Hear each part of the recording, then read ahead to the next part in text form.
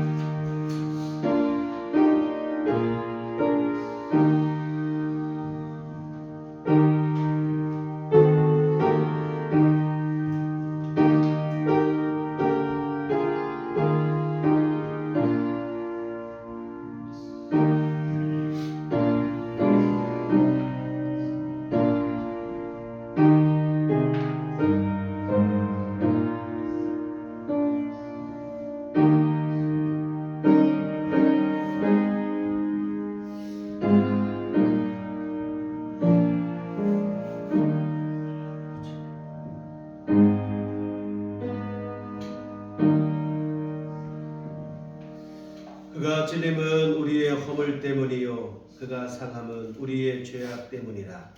그가 징계를 받음으로 우리는 평화를 누리고 그가 채찍에 맞음으로 우리는 나음을 받았도다.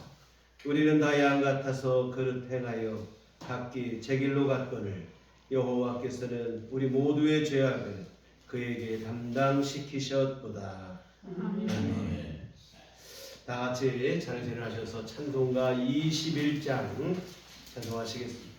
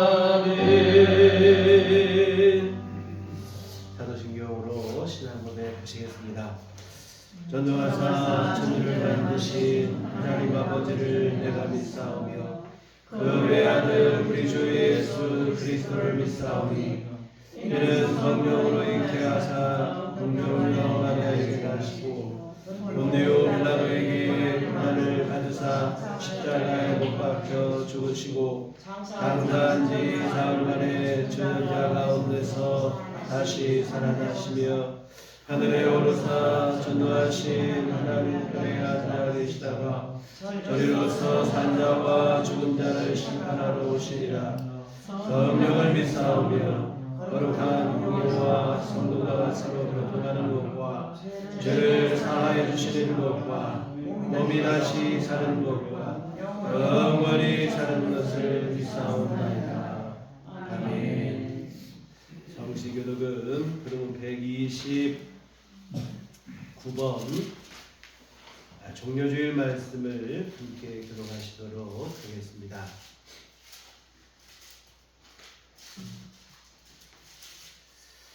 시온에 따라 크게 기뻐할지어다. 예루살렘에 따라 즐거이 부를지어다. 오라 내 왕이 내게 임하시나니 그는 공의로우시며 구원을 베푸시며 겸손하여서 말을 하시나니 말을 작은 것도 당신 새끼라. 내가 에브라임의 병거와 예루살렘의 말을 끊겠고 전쟁하는 말도 그들이니 그가 이방 사람에게 황평을 전할 것이요 그의 통치는 바다에서 바다까지 이르고 유브라데에서 땅끝까지 이르리라.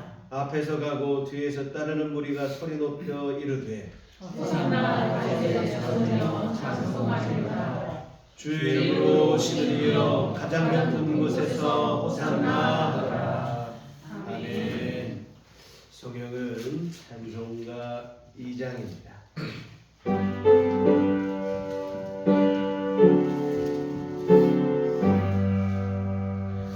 찬양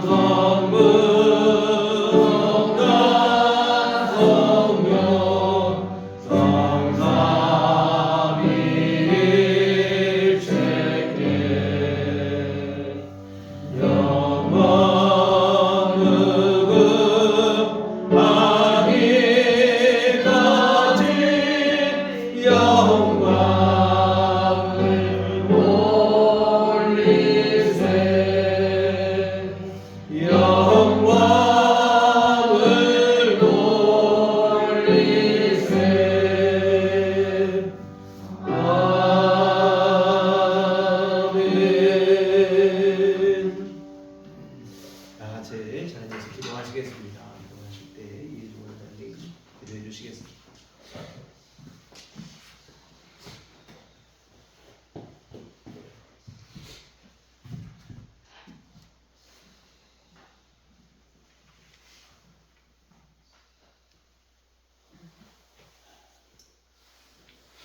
여 하나님 아버지, 오늘도 거룩하고 복된 주님의 날에 우리들을 어김없이 몸된 주님의 손으로 부르시어 예배드릴 수 있는 실시간 심령과 주님을 사모하는 마음과 건강한 육신과 시간을 허락하심에 진심으로 감사드립니다. 또한 주님의 성별된 자녀로서 세상에서 택함을 받고 주님의 구속의 은혜로 인하여 이 구별된 자리에서 하나님을 경배하게 하심에 감사드립니다. 이 시간 예배를 통하여 지난 한 주 어지러운 세상에 살면서 더러워지고 흩어진 마음을 주님 안에서 정결한 심령으로 한 곳에 모아 주시옵소서. 세상의 잡다한 일들로 인하여 지치고 피곤한 육신과 심령은 하나님 안에서 평안하게 해 주시옵소서. 하나님이 내려주신 말씀과 기도와 찬양을 통해서 우리들이 모두 새 힘을 얻게 하시고 영육간의 강건함을 내려주셔서 어둠의 세력에 굴복하지 않게 하시고 세상을 이기고 승리하는 빛된 하나님의 자녀의 삶으로 인도하여 주시옵소서. 더불어 예수님의 십자가의 고난을 기리는 사순절을 지내면서 광야에서 금식하고 시험받은 그리스도의 순환을 되새기게 하여 주시옵소서. 우리의 삶 속에서 그리고 우리의 신앙생활 속에서 예수님이 십자가에 못 박히심은 우리 죄를 구속하기 위함 했던 말씀에 더욱 귀 기울이게 하시고 감사하게 하여 주시옵소서. 주님께서 행하신 일들을 생각하면서 주님이 제일 먼저 성전을 정화하신 것 같이 우리들 교회와 우리들 교회 성도들에게 하나님의 선하신 뜻을 온전히 분별하는 영을 부어주셔서 하나님 사랑과 이웃 사랑을 삶 속에서 실행하는 주님의 참된 백성의 삶이 되게 하여 주시옵소서. 특별히 이 시간은 종료주일로 예수님을 우리의 심령 안에 더욱 가까이 애틋한 마음으로 모시고자 합니다.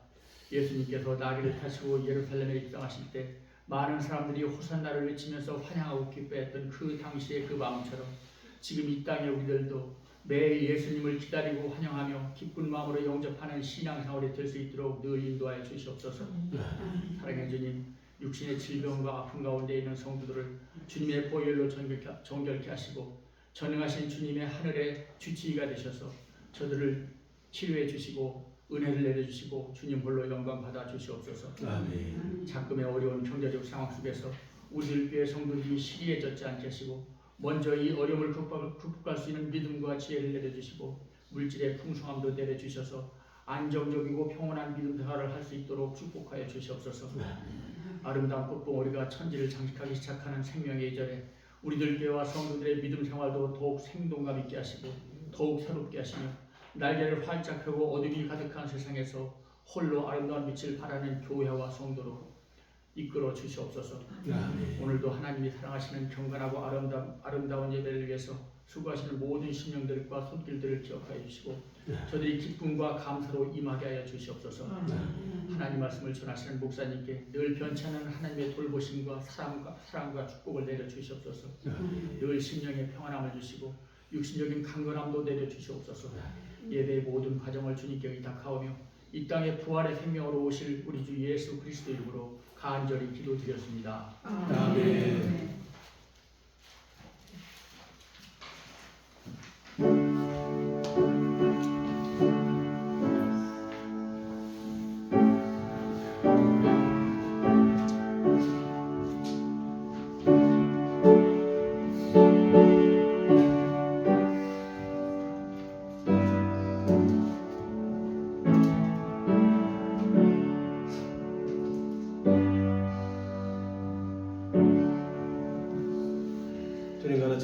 기도하시겠습니다. 하늘에 계신 우리 아버지여, 이름이 거룩히 여김을 받으시오며 나라 임하옵시며 뜻이 하늘에서 이룬 것 같이 땅에서도 이루어지리이다. 오늘날 우리에게 일용할 양식을 주옵시고 우리가 우리에게 죄 지은 자를 사하여 준 것 같이 우리의 죄를 사하여 주옵시고 우리를 시험에 들게 하지 마옵시고 다만 악에서 구하옵소서. 내게 나라와 권세와 영광이 아버지께 영원히 쌓아옵나이다. 아멘. 이 시간 놓으신 하나님 말씀 신약성경 마태복음 26장 26절에서 29절까지 말씀 보시도록 하겠습니다. 신약성경 마태복음 26장 26절에서 29절까지 말씀 다 같이 한 목소리로 합독하시도록 하겠습니다. 그들이 먹을 때에 예수께서 떡을 가지사 축복하시고 떼어 제자들에게 주시며 이르시되 받아서 먹으라 이것은 내 몸이니라 하시고 또 잔을 가지사 감사기도 하시고 그들에게 주시며 이르시되 너희가 다 이것을 마시라 이것은 죄사함을 얻게 하려고 많은 사람을 위하여 흘리는 바 나의 피 곧 언약의 피니라. 그러나 너희에게 이르노니 내가 포도나무에서 난 것을 이제부터 내 아버지의 나라에서 새 것으로 너희와 함께 마시는 날까지 마시지 아니하리라 하시니라. 아멘. 우리 주님의 은총과 평강이 교회 여러분과들 함께 하시기를 기원합니다. 우리 예수님께서 십자가를 지시기 위해 예루살렘 성으로 입성하신 날을 기념하는 종려주일입니다. 예루살렘 안에는 예수님을 죽이려는 자들로 가득했습니다. 이 사실을 예수님께서도 너무 잘 아시지요. 그럼에도 주님은 예루살렘으로 향하는 발걸음을 멈추지 않으셨습니다. 몰래 숨어서 가신 것도 아니고 붙잡혀서 끌려가신 것도 아니고 자원해서 주님께서 예루살렘 성으로 나아가시는데요. 십자가 지는 것이 좋아서 그랬을까요? 그렇지는 않습니다. 우리 주님도 우리와 똑같은 연약한 육신을 입으셨습니다. 두렵고 떨리기는 매 한 가지입니다. 그럼에도 불구하고 자원해서 십자가를 향해 나가시는 것은 다름 아닌 우리를 향하신 사랑 때문입니다. 우리를 죄와 사망으로부터 구원하시고자 하시는 열심과 사랑이 십자가에 대한 두려움보다 더 크셨기 때문입니다.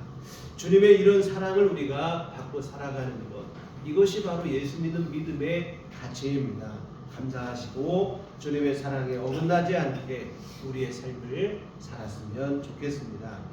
오늘은 주님께서 십자가 지시기 전날 제자들과 나눈 6월절 식사의 장면을 함께 살펴보려고 합니다. 최후의 만찬이라 이렇게 말하기도 하고 또 이 마지막 만찬은 오늘날 우리가 행하는 성찬식의 기원입니다.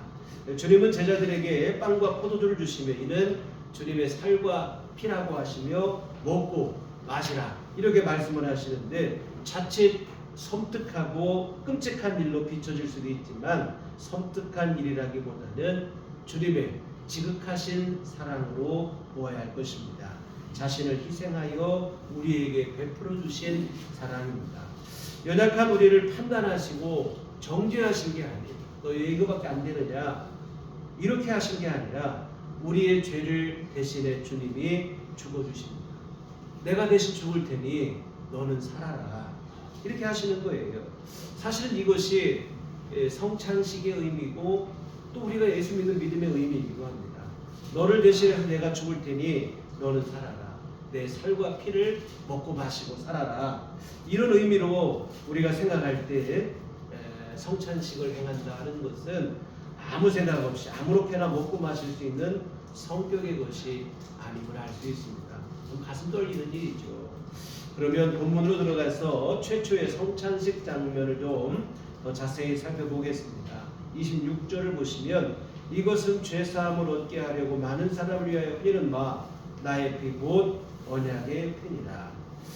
6월절 식사에는 누룩을 넣지 않은 빵을 먹도록 되어 있어요. 이 덩어리로 큰 덩어리로 된 이 빵을 조금씩 떼어서 소스에 찍어 먹도록 되어 있는데 주님께서 이 빵 큰 덩어리에서 한 조각을 찢어 주시며 받아 먹어라. 이것은 내 몸이다 하시는 것인데 지금 우리는 뭐 성찬식을 좀 약식으로 하다 보니까 빵을 먹기 좋게 조그맣게 잘라서 된 이런 빵을 우리가 사용을 합니다. 편리한 면은 있긴 하지만 어찌 보면 의미적인 면에서는 좀 상쇄되는 면이 없지 않아 있습니다. 이 덩어리에서 한 조각을 찢어서 주신 것은 주님의 몸이 찢기고 상한 것을 상징적으로 보여주는 시각적 효과가 있어요. 우리 주님께서는 십자가를 지시기 전에 먼저 채찍에 맞으셨는데 가죽으로 된 채찍이에요. 가죽 끈에는 뼈 조각이나 쇠 구슬 같은 게 박혀 있습니다. 이런 채찍으로 맞게 되면 뼈 조각이나 쇠 구슬에 몸에 박히게 되고 이것이 살점이 뜯겨나가게 되고 그렇게 되어지는 거잖아요. 참 생각만 해도 이게 참 몸서리 쳐지는 끔찍한 일인데 주님께서 내 몸이니 받아 먹어라 이렇게 말씀하셨을 때는 그냥 빵 한 조각 주시면서 가볍게 하신 말씀이 아니라 이 말입니다. 방금 말씀드린 그런 고통을 각오하신 말씀이에요. 잘 차려진 식탁에 앉아서 마음껏 먹으라 말씀하신 그런 것이 아니라 나는 이미 너희를 위해서 채찍에 맞고 십자가에 죽을 각오가 돼 있다고 하는 비장한 각오로 하신 말씀이에요.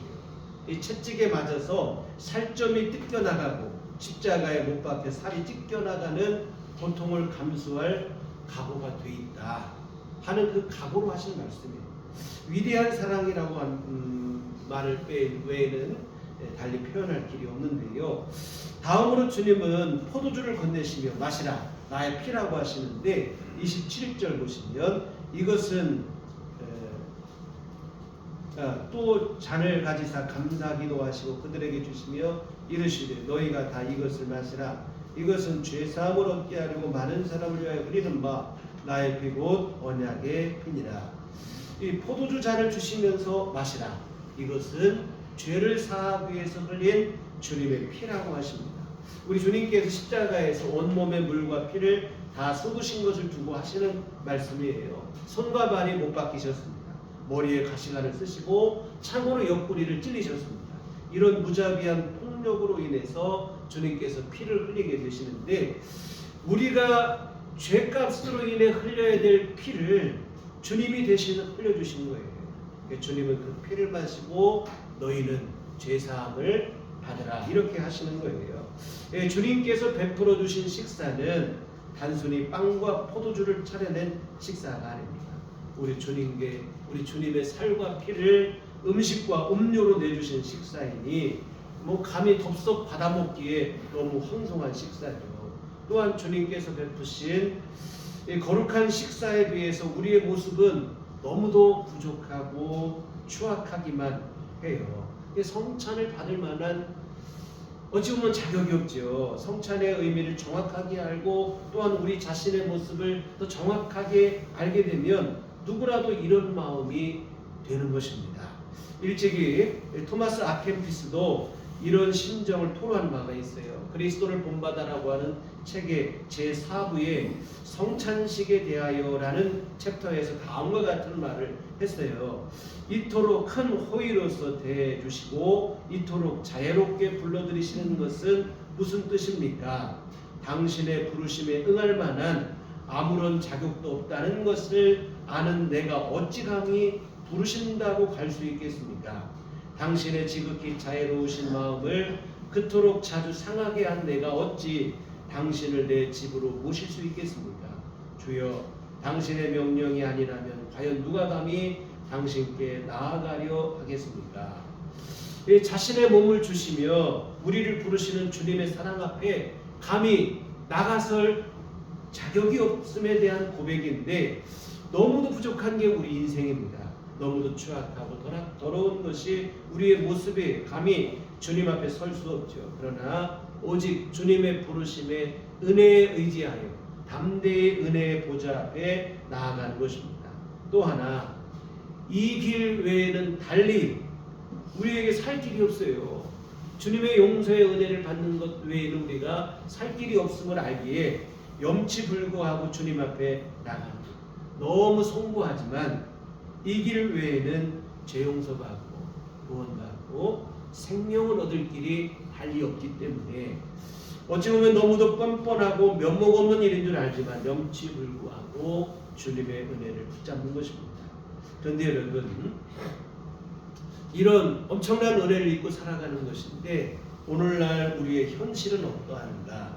주님의 그 성찬을 귀하게 여기는가? 다시 말해서 주님께서 베풀어 주신 십자가 사랑과 은혜를 귀하게 여기고 있는가?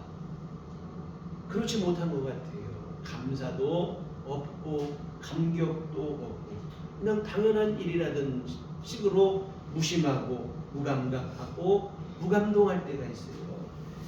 이 부분에 대해서 방금 말씀드린 토마스 아켄비스도 얘기를 했는데, 그럼에도 불구하고 우리의 냉담함과 태만함은 정말 통탄하고 애통할 지경입니다.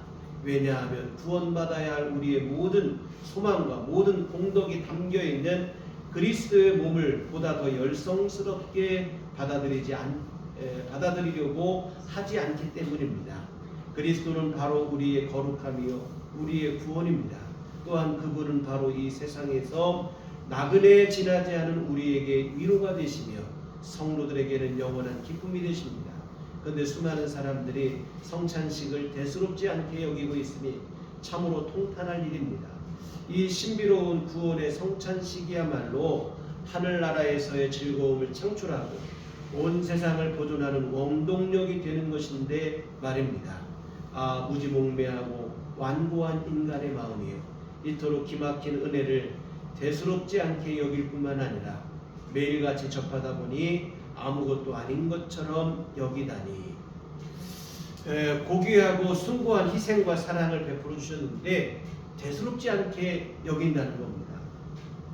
매일같이 접하다 보니까 아무것도 아닌 것처럼 대수롭지 않게 여기는 부작용이 발생하게 되었다는 겁니다.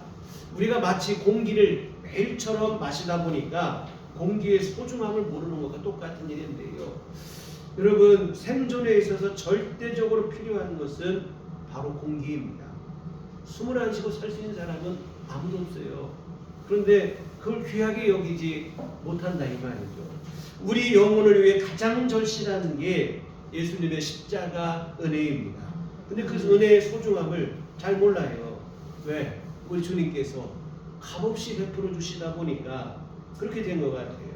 사실 예수님께서 구원의 은혜는 모든 사람에게 필요하고 또 모든 사람이 은혜를 받아야 하겠기에 주님께서는 가장 귀한 것이지만 값없이 우리에게 주셨습니다. 그런데 사람들은 값없이 주셨다는 이유로 그 은혜를 값싼 싸구려쯤으로 생각을 하고 오해를 하는 것입니다. 우리 주님께서 가장 귀한 생명을 바치셔서 베풀어 주신 은혜인데 그 은혜의 가치를 잘 알지 못해요. 그냥 귀하게 여기지 않아요. 주님의 은혜의 가치를 정확하게 알고 또한 우리 자신의 추악함을 정확하게 알게 되면 사실은 그 은혜 앞에 나가서는 것조차도 너무 숭고한 것이 우리 인생입니다. 그런데 이처럼 감당하기에도 버거운 은혜를 대수롭지도 않게 여기다니 이는 말도 안 되는 일이죠. 이럴 수는 없는 일입니다. 여러분, 죄사함과 구원의 은혜, 죄와 사망에 빠진 인류에게 있어서 가장 큰 기쁨의 소식입니다. 가장 귀한 은혜예요. 근데 오늘날 그렇게 생각하는 교회와 성도들은 얼마나 될까? 사실 좀 부족한 부분이 있어요. 죄사함과 구원보다 오늘날 많은 이들이 열광하는 게 뭡니까? 이 땅에서 성공하고 출세하고 잘 먹고 잘 살고 이런 것에 더 열광을 해요. 왜 그럴까요? 구원의 은혜의 가치를 잘 모르기 때문이고 또 한 가지는 우리의 실체를 잘 모르기 때문에 그래요. 내가 지금 어떤 문제에 놓여 있는지를 잘 모르기 때문입니다. 돈이 문제인가요? 건강, 실패, 자녀의 문제 이런 게 문제인가? 물론 이런 것도 문제가 되죠. 그러나 우리에게는 이러한 문제보다 더 시급하고 근원적인 문제가 따로 있습니다. 바로 죄 문제인 거예요. 그리고 그 죄로 말미암은 지옥의 영원한 사망이 더 근본적인 문제라고 하는 사실입니다. 그런데 이 문제를 잘 몰라요. 내가 죄인이 되었고 지옥 가게 되었다고 하는 사실을 잘 모릅니다. 안다고 해도 그냥 어렴풋이 그럴 수도 있겠구나 이런 정도입니다. 그러니 예수님 앞에 나와서도 여전히 구하는 게 뭐냐면 성공과 출세입니다. 먹고 사는 문제뿐이라 이 말입니다. 우리 주님은 우리를 죄를 용서하시고 천국으로 인도하시길 원하시는데 주님 앞에 나와서 주님 내 죄를 용서하시고 나를 하나님의 자녀로 삼으시고 나를 천국 가게 하시고 영생을 얻게 하시고 이걸 구하는 게 아니라 좀 잘 살게 하시고 나보다 앞서가게 하시고 물론 그런 기도가 나쁜 건 아니에요. 그러나 우리의 기도가 거기에만 머문다면 이것은 주님의 십자가 은혜를 모독하는 일이 되어진다고 하는 사실입니다. 지금 이 시대 교회와 성도들의 마음이 우리 주님의 마음으로부터 좀 너무 멀리 떨어져 있지 않는가 하는 생각을 해봅니다. 오늘 29절을 보시면 그러나 너희에게 이르노니 내가 포도나무에서 난 것을 이제부터 내 아버지의 나라에서 새 것으로 너희와 함께 마시는 날까지 마시지 아니하리라 하시니라. 주님은 하나님의 나라에서 우리와 함께 먹고 마시는 날에 대한 기대를 품고 계신 거예요. 이 한 가지 소망으로 인해서 십자가의 고통도 기꺼이 감내하신 것입니다. 천국에서 구원받은 우리와 함께 먹고 마실 그날을 소망하며 모든 고통과 아픔을 참아내신 것입니다. 오히려 주님은 십자가를 앞두고 인자가 영광을 얻을 때가 되었다라고도 말씀하시기까지 하셨어요. 뭐냐면 우리를 대신해 십자가 지는 것을 영광이라고까지 말씀하신 거예요. 우리를 천국으로 인도하여 그곳에서 영원히 함께 살 것에 대한 기대와 소망이 크셨기 때문입니다. 이것이 바로 우리 주님의 가장 간절한 마음이에요. 그런데 오늘날 교회와 성도들은 주님과 전혀 다른 마음을 품고 다른 꿈을 꾸고 살아가요. 천국은 모르겠다. 나중 일이니 어쩌 알겠느냐. 있으면 좋겠고 천국은 모르겠고 이 땅에서나 성공하고 출세하게 해달라. 예수님의 십자가 은혜로 죄사함 받고 천국 가게 되는 것에 대해서는 별 기대도 감흥이 없고 그저 그냥 이 땅에서 조금 더 나은 삶을 살아가기를 바라는 정도에 머물 때가 많이 있어요. 그럴 수는 없는 일입니다. 그래서도 안 되는 일이에요. 우리 주님의 진심을 우리가 이렇게 모독할 수는 없는 거예요. 이거 예수님 믿는 게 아니라 사실은 예수님을 모독하는 일이 될 수 있습니다. 지금 이 시대가 얼마나 잘못 가고 있는지 몰라요. 지나치게 탐욕을 추구합니다. 십자가 은혜보다도 세상 재물에 더 열광하고 주님은 세상에 대한 욕심을 좀 내려놓고 이제는 하늘 생명에 대한 소망을 품으라 이렇게 하시는데 오늘날 교회와 성도들이 반대로 가는 경향이 너무 많아진다는 느낌을 지울 수가 없어요. 아무리 축복이라는 말로 포장을 해본다 할지라도 그 중심에 또아리를 들고 있는 탐욕을 감출 수는 없는 일입니다. 이런 식이라면 사실은 주님이 원하시는 믿음에는 역부족이 되는 거예요. 주님의 사랑과 진심을 모두 모독하고 무시하는 일이 됩니다. 여러분 탐욕은 우리로 하여금 죄짓게 하는 원흉이에요. 성경은 돈을 사랑함이 일만하게 꿀이라고 그랬어요.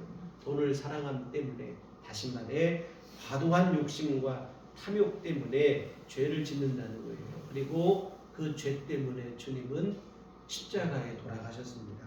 그런데 예수님 믿는 우리가 어찌 다시 그 욕심을 추구하고 게다가 주님께서 베풀어 주신 죄사함과 구원의 은혜는 외면한 채 욕심만 가지고 살아가려고 하고 그럴 수는 없는 일인 줄 믿습니다. 사랑하는 성도 여러분, 세상에 대한 과도한 욕심, 욕망 우리가 삶을 열심히 살지 말라는 얘기가 아니에요. 자칫 잘못해가지고 그냥 열심을 내 이런 게 되면 안 되고 말씀드리는 건 뭐냐면 과도한 욕심이에요. 이 과도한 욕심과 욕망 여러분 이것이 우리 안에 일어나게 될 때는 오늘 본문을 생각하시기를 부탁을 드립니다. 빵과 포도주를 주시면 이건 내 몸이다, 내 피다.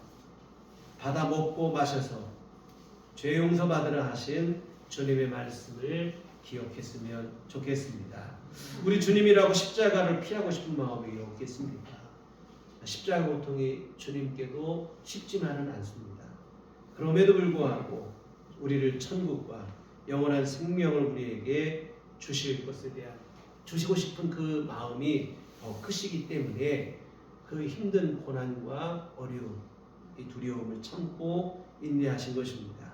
주님의 이 마음을 우리가 헤아릴 수 있었으면 좋겠습니다.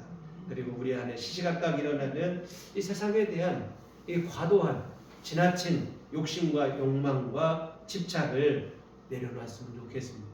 천국을 바라보는 믿음으로 살아야 돼요. 우리의 여러분 최종 목적지는 이 땅의 성공이 아니라 천국이라는 것을 항시 잊지 않으셨으면 좋겠습니다. 다음으로 또 다른 한 가지를 생각해 볼 게 있는데 뭐냐면 주님의 은혜를 이처럼 싸구려로 생각하는 이 문제뿐만 아니라 또 한 가지 뭐냐면 행함이 없는 믿음도 똑같은 일이에요. 독일의 신학자이며 목회자인 보네포 목사님은 이 값싼 은혜 이것을 교회의 최대의 적이라고 그랬어요. 그러면 보네포 목사님이 말씀하신 값싼 은혜는 뭐냐면 예수님의 십자가 은혜를 믿기만 하면 죄 용서받고 구원받는다는 말씀에 대한 오해라고 했어요. 뭐냐면 믿기만 하면 된다고 하니까 이것을 단순한 지식적 동의 정도로 오해를 한 것입니다. 그래서 십자가 복음을 배워서 머리로 이해하고 믿는다고 말하기만 하면 죄 용서받는 것으로 착각을 하는 거예요. 그런데 여러분 믿는다는 말은 단순한 지식적 동의만을 의미하지 않습니다. 단순히 머리로 아는 것만으로는 부족하다 이 말이에요. 예수님이 나의 죄를 용서하신 것을 믿었다면 이제는 그 예수님을 나의 주인으로 모셔야 됩니다. 다시 말하면 이제는 예수님을 주인으로 삼고 예수님의 말씀에 순종하며 살아야 된다는 이 말이에요. 입으로 아무리 힘줘서 믿습니다를 외쳐도 삶 속에서 주님의 말씀에 대한 순종이 뒤따르지 않는다면 그 믿음은 거짓 믿음이 될 수 있어요. 예수 믿어 죄 용서 받았다고 말하지만 삶 속에 아무런 변화가 나타나지 않는 것입니다. 삶은 여전히 육신적인 방법으로 살아가는 거예요. 이것이 과연 믿음일까? 그렇지 않습니다. 예수님께서 우리를 죄에서 용서하시기 위해서 감내하신 희생을 생각한다면 그럴 수는 없어요. 오늘 본문의 말씀을 생각하면 어찌 우리가 죄 용서받은 은혜만 따먹고 삶은 내 방식대로 살아가고 그럴 수 없어요. 우리 주님께서 우리를 죄에서 구원하시기 위해서 십자가에서 몸을 찢고 피를 흘리셨음을 생각한다면 그 은혜를 귀하게 여기셔야 됩니다.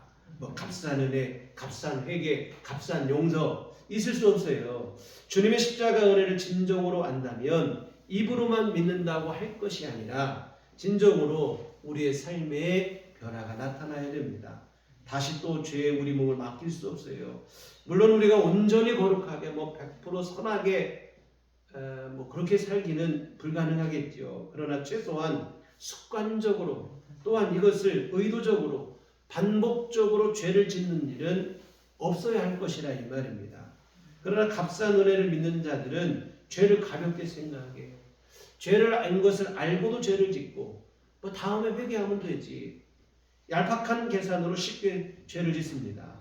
이게 값싼 은혜가 낳은 치명적 부작용입니다.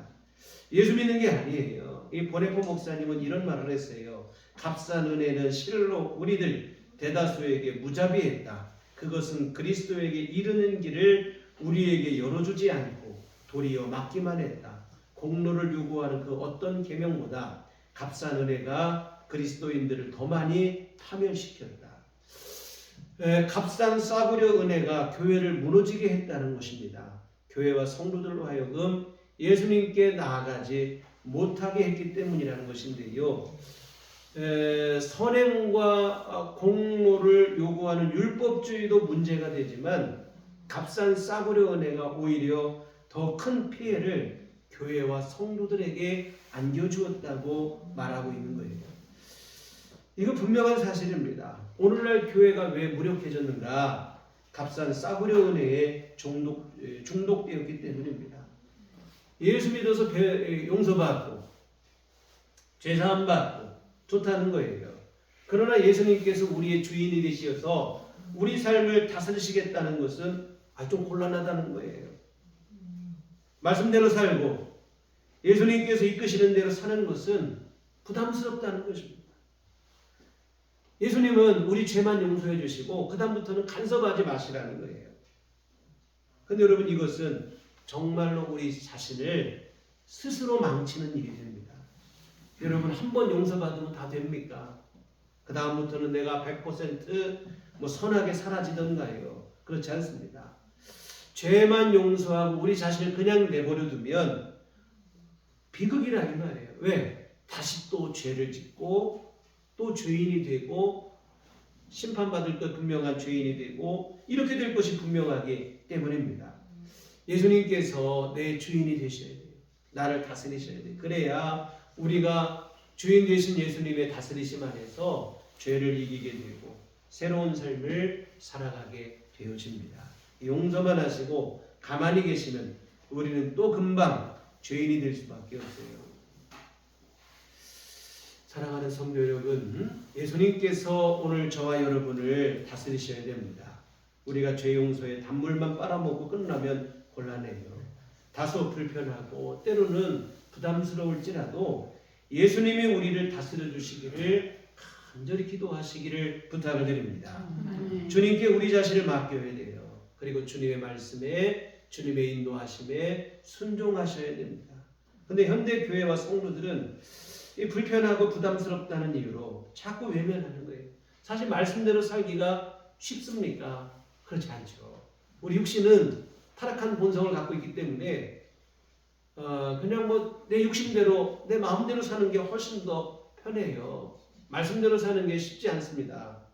그러나 여러분, 우리가 이제는 주님께서 우리에게 주신 영원한 생명과 진리의 가치를 알기 때문에 편한 대로 사는 것이 문제가 아니라 바른 삶을 살아야 되고 주님의 용서의 은혜를 입은 사람답게 살아가는 게 훨씬 더 중요한 일이라는 것을 아셔야 됩니다.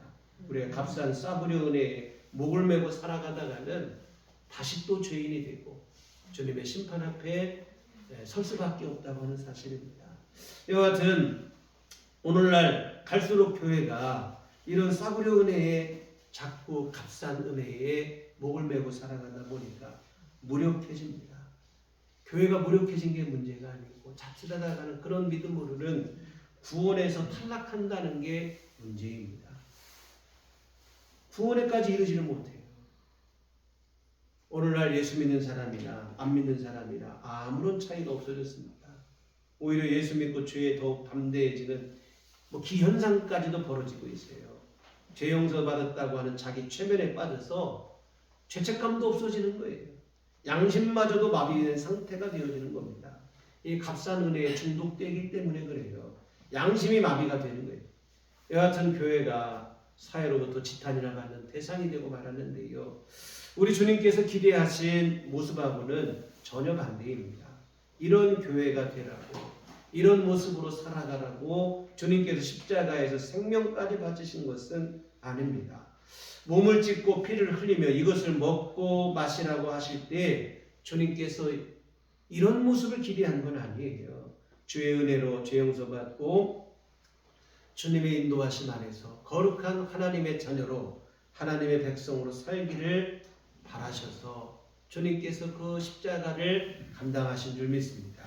우리로 하여금 죄의 유혹을 이기고 거룩하고 경건하게 살기를 바라신 거예요. 이런 모습을 기대하시고 우리가 이와 같은 이 땅에서도 주님의 거룩한 백성으로 살다가 주님 나라 들어가서 주님과 함께 영원한 생명을 천국에서 함께 누리게 될 것에 대한 그 기대를 갖고 주님께서 너무도 두렵고 떨리는 십자가지만 그 십자가를 감당하셨다고 하는 사실입니다.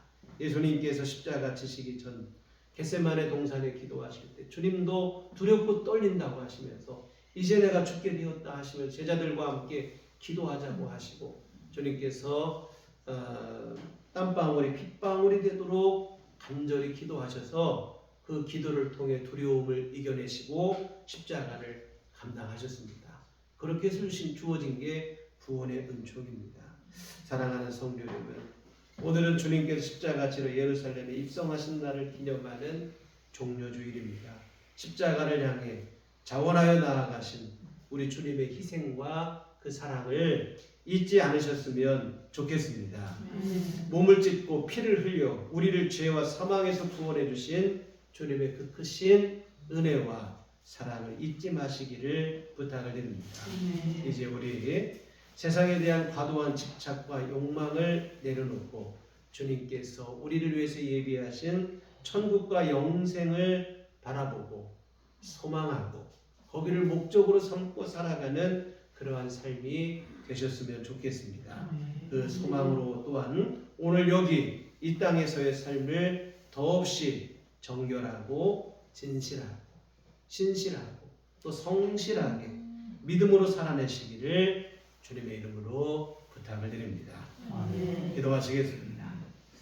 하나님 아버지, 참으로 주께서 우리에게 보여주신 그 크신 희생과 사랑을 잊지 않게 하여 주시옵소서.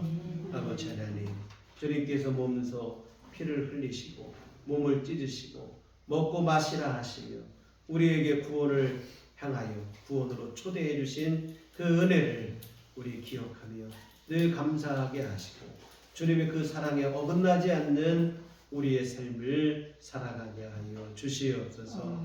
아버지 하나님의 귀하신 은총에 그 은혜를 받은 사람답게 우리 삶을 신실하고 진실하게 믿음으로 살아낼 수 있도록 도와주시옵소서. 예수님 이름으로 기도했습니다. 아멘. 찬송가 144장 찬송하시겠습니다.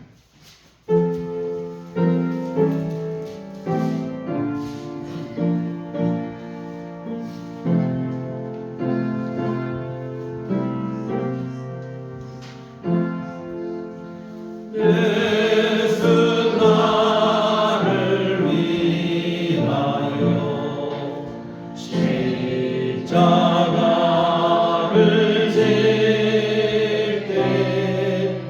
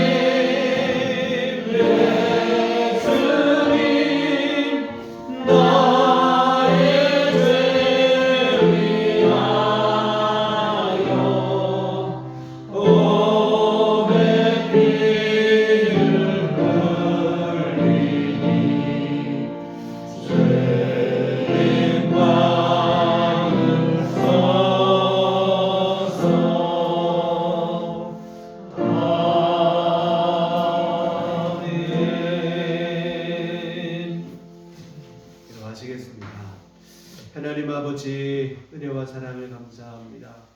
오늘 특별히 우리 주님 우리를 위한 그 자원하신 희생의 사랑을 보여주신 이 종료주의를 맞이하여 우리 주님 앞에 함께 예배함을 진심으로 감사를 드립니다. 이 귀한 은혜를 또한 무엇보다 주께서 베푸신 그 희생과 그 크신 구원의 은혜를 우리 늘 잊지 않고 감사하는 마음으로 살아갈 수 있도록 도와주시옵소서. 이 은혜를 기억하며 주님 앞에 이 헌금을 드립니다. 아버지 하나님 기뻐받아 주시옵소서. 하나님의 귀하신 뜻을 이루도록 도와주시옵시고 정성껏 헌금하고 몸과 마음과 시간과 정성을 주님 앞에 드리며 예배한 모든 심령들을 주님 기뻐하시며 한량없는 주의 은총을 베풀어 주시옵소서. 우리 주님 베푸신 그 크신 용서의 은혜가 우리 삶 속에 늘 함께하게 하여 주시옵시고 또한 그 주님을 우리 삶의 주인으로 모시어 이제는 주님 안에서 우리 세상 죄악에서 벗어나게 하시고 아버지 하나님의 기뻐하시는 믿음의 삶을 살아가기에 부족함 없는 성숙한 믿음들이 되도록 주여 붙들어 주시옵소서.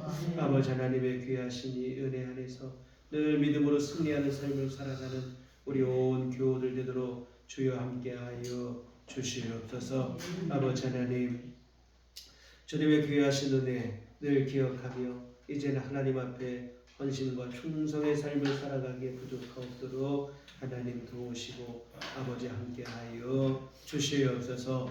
그만 아니라 아버지 하나님 또한 주님께서 언제나 우리에게 구원의 은혜와 함께 또한 이 땅에서 우리 살아가는 삶에 대해서도 주님께서 붙드시고 은혜를 베풀어 주시어서 주 안에서 아버지 하나님 우리 삶이 참 평안을 누리게 하시고 이 땅에 있지만 천국의 삶을 누리는 삶이 되어질 수 있도록 주여 도와 주시옵소서. 아버지 하나님 육신에 필요한 것들도 주님께서 채워 주시옵시고 우리 심령에 또한 평안도 허락하여 주시어서 아버지 하나님 늘 주님의 주시는 참 평강을 누리는 복된 삶이 될 수 있도록 하나님 도우시고 아버지 함께하여 주시옵소서. 우리 삶의 매 순간 주님 친히 동행하여 주시옵시고 때마다 필요한 은혜를 주시고 도움을 허락하여 주시옵시고 우리와 늘 동행하여 주시기를 구하오니 주여 함께하여 주시옵소서. 아버지 하나님 우리 앞으로 한 주간 특별히 고난 주간을 보냅니다. 아버지 주님께서 우리를 향해 베푸신 그 고난을 잊지 않게 하여 주시옵소서. 주님의 고난의 그 발걸음을 기억하며 우리 더욱더 우리 가슴에 그 은혜를 깊이 새기게 하여 주시어서 아버지 하나님 세상의 유혹과 미혹을 이겨내는 삶을 살아가게 하여 주시옵소서. 주님의 선한 뜻을 쫓아 믿음의 발걸음 굳건하게 걸어가는 한 주간 되어질 수 있도록 우리 주님 함께하여 주시옵소서. 예수님 이름으로 기도했습니다. 아멘. 네, 교회 소식 시간입니다. 우리 서로 인사할 때 주님만 바라봅시다. 네, 오늘은 우리 종료주일로 함께 예배를 드렸습니다. 자원하신 그 희생의 사랑 잊지 않고 마음에 새기는 시간 됐으면 좋겠고요.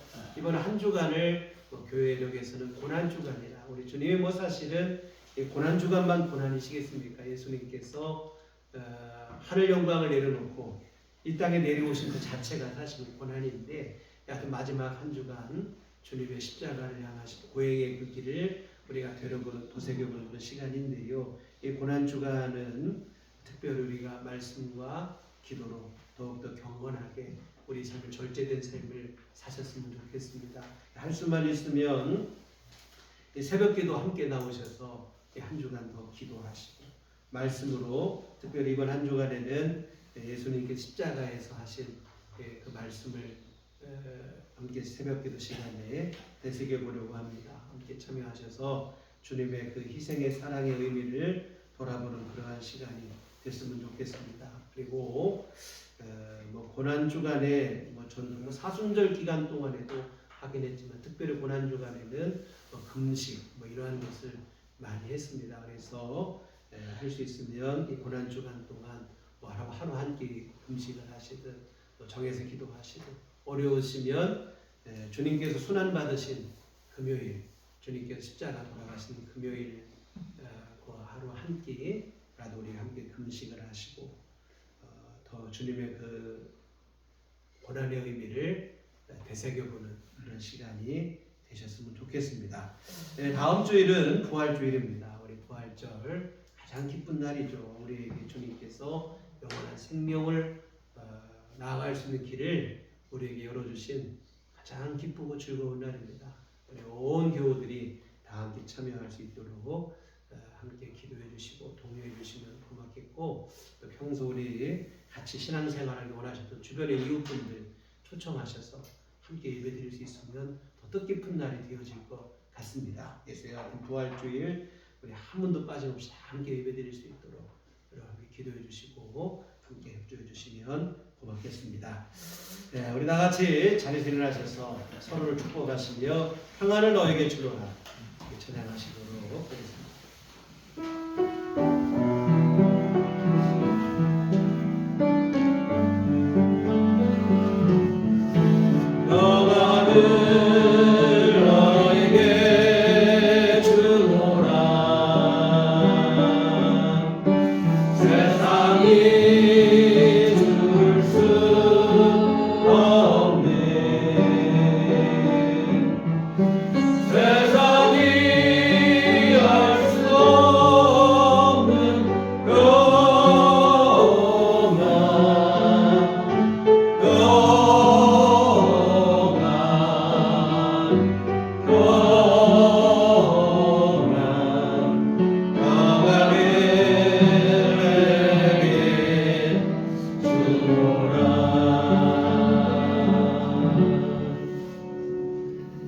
오직 성령이 너희에게 임하시면 너희가 권능을 받고 예루살렘과 온 유대와 사마리아와 땅끝까지 이르러 내 증인이 되리라. 우리가 주의 증인이 되겠습니다. 이제는 우리 주 예수 그리스도의 구속의 은혜와 하나님 아버지의 극진하신 사랑하심과 성령님의 이르게 등력사 감화감동 충만하심이 주님의 그 희생의 사랑을 잊지 않고 주님 앞에 감사하며 믿음으로 살고 천국을 소망하는 삶을 살기를 소원하는 주의 모든 자녀들의 심령 위에 지금부터 영원토록 함께 계시기를 간절히 축원하옵나이다. 아멘.